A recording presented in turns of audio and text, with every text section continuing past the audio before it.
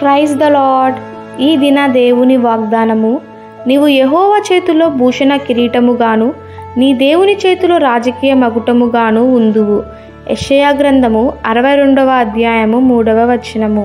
దేవుడు మనలను మరొక నిత్యము ఆయన జ్ఞాపకములో ఉంచుకొనుటకు గాను తన అరచేతుల మీద మనలను చెక్కుకొని ఉన్నాడు.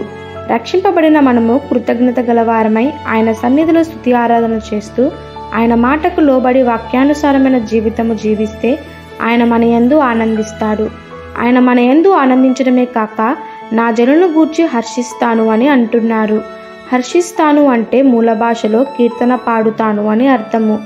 సాధారణముగా మనకు సంతోషం ఎక్కువైనప్పుడు పాటలు పాడుతాము.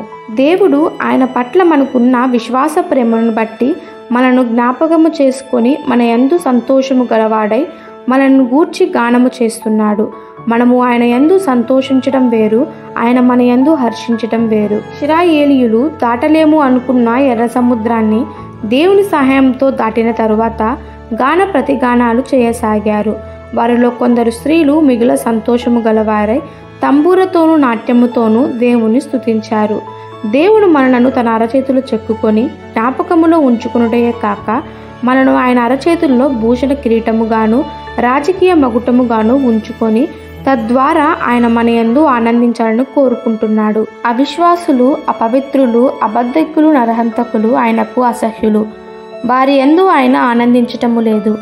ఎప్పుడైతే దేవుడు మనల్ని గూర్చి ఆనందిస్తాడో అప్పుడు ఆయన చేతుల్లో చెక్కబడతాము.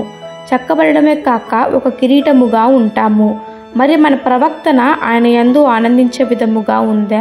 ఈ దిన దేవుని వాగ్దానము మనందరి జీవితంలో నెరవేరులాగున ప్రభు కృప మనకి తోడై ఉండునుగాక.